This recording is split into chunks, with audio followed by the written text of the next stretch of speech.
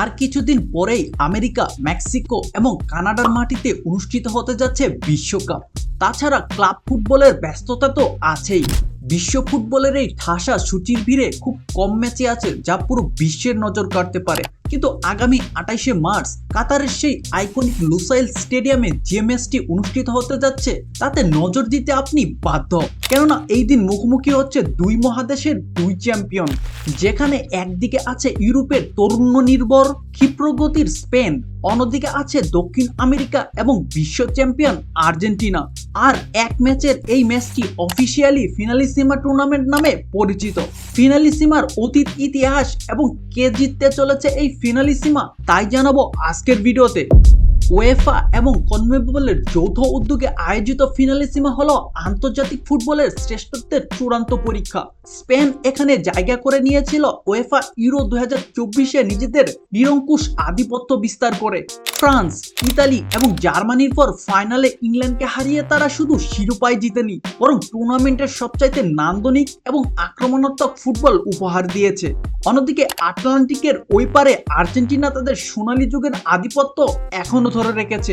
2021 সালে ব্রাজিলকে হারিয়ে Copa America এবং 22-এ বিশ্বকাপ জয় করার পর 2024 কোপা আমেরিকায় কলম্বিয়ার মতো শক্তিশালী ও লড়াকু দলকে হারিয়ে তারা প্রমাণ করেছে শিরোপার প্রতি তাদের ক্ষুধা এতটুকু কমেনি। ফিনালিসিমা মূলত এক ম্যাচের টুর্নামেন্ট হলেও এর অতীত ইতিহাস লুকিয়ে আছে ফুটবলের শিকড়ে। এখন পর্যন্ত মাত্র 3বারই আয়োজিত হওয়া এই টুর্নামেন্টের শুরুটা হয়েছিল 1985 সালে। শুরুতে এই টুর্নামেন্টের নাম ছিল আর্তেমিও ফ্রান্সি কাপ। তখনকার উয়েফা প্রেসিডেন্ট আর্তেমিও ফ্রান্সির নামে এই টুর্নামেন্টের নামকরণ করা হয়, যিনি একটি রুট অ্যাক্সিডেন্টে মারা যান। 1985 সালের সেই প্রথম টুর্নামেন্টে মুখোমুখি হয়েছিল 1984-র ইউরো চ্যাম্পিয়ন ফ্রান্স এবং 1983-র কোপা চ্যাম্পিয়ন উরুগুয়ে। প্যারিসের প্রাগ দ্য প্রিন্সেসে অনুষ্ঠিত সেই ম্যাচে উরুগুয়েকে 2-0 গোলে হারায় মিশেল প্লাতিনির ফ্রান্স। পরবর্তী আসর 1989 সালে অনুষ্ঠিত হওয়ার কথা থাকলেও তা আর অনুষ্ঠিত হয়নি, কেননা সে সময় চ্যাম্পিয়ন ডেনমার্ক এবং উরুগুয়ে সময় নিয়ে সমঝোতায় পৌঁছাতে পারেনি। তাই ফিনালিসিমার পরবর্তী আসরটি অনুষ্ঠিত হয় 1993 সালে, যেখানে মুখোমুখি হয় ম্যারাডোনার আর্জেন্টিনা এবং ডেনমার্ক। নির্ধারিত সময়ের খেলা 1-1 গোলে ড্র হলেও পেনাল্টি শুটআউটে আর্জেন্টিনা ম্যাচটি জিতে নেয় 5-4 গোলে। এরপর থেকে প্রায় 3 দশকের অপেক্ষা, নানা কারণে এই টুর্নামেন্টটি আর অনুষ্ঠিত হয়নি। তবে 2022 সাল থেকে পুনরায় এই টুর্নামেন্টের আয়োজন করা শুরু হয়েছে, যেখানে মুখোমুখি হয়েছিল মেসির আর্জেন্টিনা এবং ডোনারুমার ইতালি। ওয়েমব্লি স্টেডিয়ামে অনুষ্ঠিত হওয়া সেই ম্যাচে ইতালিকে 3-0 গোলে হারায় আর্জেন্টিনা। আর সেই ধারাবাহিকতা বজায় রেখে আজকে 28শে মার্চ লুসাইল স্টেডিয়ামে অনুষ্ঠিত হতে যাচ্ছে এই টুর্নামেন্টের পরবর্তী আসর, যেখানে আপনি প্রথমবারের মতো দেখতে পারবেন লিওনেল মেসি এবং লামিন ইয়ামালের লড়াই। কোচ লুইস দে লা ফুয়েন্তের অধীনে স্পেন যেন এক নতুন রূপে ফিরেছে। 2010 সালের সেই ধীরগতির টিকিটাকা থেকে বেরিয়ে এসে তারা এখন অনেক বেশি ডাইরেক্ট এবং ভার্টিক্যালি ডাইনামিক ফুটবল খেলে। স্পেনের সবচাইতে বড় শক্তির জায়গা হলো উইং দিয়ে তাদের অবিশ্বাস্য গতি। লামিন ইয়ামাল এবং নিকো উইলিয়ামসের মতো তরুণ প্রতিভারা যে কোনো রক্ষণভাগকে তছনছ করে দিতে পারে। মাঝমাঠে রদ্রি পুরো দলের টেম্পো নিয়ন্ত্রণ করেন, আর তাদের সঙ্গ দেন পেদ্রি, গাভি বা ফাবিয়ান রুইজের মতো টেকনিক্যাল প্লেয়াররা।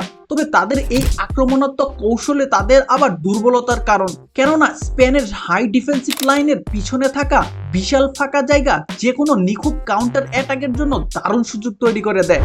অন্যদিকে লিওনেল স্কালানি এমন এক আর্জেন্টিনা দল তৈরি করেছে যারা জানে কিভাবে চরম চাপের মুখে মাথা ঠান্ডা রেখে লড়াই করতে হয়। এই দলের ইঞ্জিন হলো তাদের মিডফিল্ড। রদ্রিগো ডি পল, অ্যাঞ্জো ফার্নান্দেজ এবং অ্যালেক্সিস ম্যাকঅ্যালিস্টার ত্রয়ী মাঠে যে পরিমাণ পরিশ্রম এবং বুদ্ধিদীপ্ত প্রাসিংয়ের পাসটা সাজায় তা আমরা সবাই জানি। গোলপোস্টের নিচে এমিলিয়ানো মার্টিনেজ এমন এক দেওয়াল যার মানসিক দৃঢ়তা বিপক্ষ দলের জন্য এক দুঃস্বপ্ন। আর এই পুরো সিস্টেমের কেন্দ্রবিন্দুতে আছেন সেই একজন লিওনেল মেসি। তার সেই অবিশ্বাস্য ভিশন, গেম রিডিং এবং এক পাশে প্রতিপক্ষের ডিফেন্স চিরে ফেলার ক্ষমতা আজও যে কোনো দলের জন্য সবচাইতে বড় হুমকি। মাঠে তার উপস্থিতি প্রতিপক্ষকে তাদের টেকনিক্যাল সেটআপ বদলাতে বাধ্য করে। তবে আর্জেন্টিনার মূল চিন্তার জায়গা হতে পারে তাদের দলের বয়স্ক কোচ। স্পেনের তরুণ উইঙ্গারদের বিধ্বংসী গতির সাথে পুরো 90 মিনিট পাল্লা দেওয়াটাই হবে লা আলবিসেলেস মেসিদের অভিজ্ঞ ডিফেন্সের জন্য সবচেয়ে বড় শারীরিক পরীক্ষা। তা এই ম্যাচের ফেভারিটকে তা আগে থেকে প্রায় বলা অসম্ভব, তবে বর্তমান ফর্ম এবং তরুণের শক্তির কারণে বাজিকরদের খাতায় স্পেন হয়তো সামান্য এগিয়েই থাকবে। কিন্তু আন্তর্জাতিক মঞ্চে বিশেষ করে লুসাইলের মতো পরিচিত মাঠে আর্জেন্টিনা কতটা ভয়ঙ্কর হতে পারে তা পুরো বিশ্বই জানে। সব ট্যাকটিক্স আর পরিসংখ্যানের বাইরে এই ম্যাচটি একটি অসাধারণ কাব্যিক গল্পের জন্ম দিবে।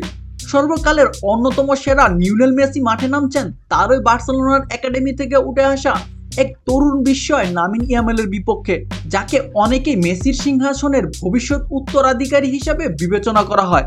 তাই এটি শুধু দুই মহাদেশের লড়াই নয়, এটি হতে চলেছে দুই ভিন্ন যুগের এক মহাকাব্যিক সংঘর্ষ।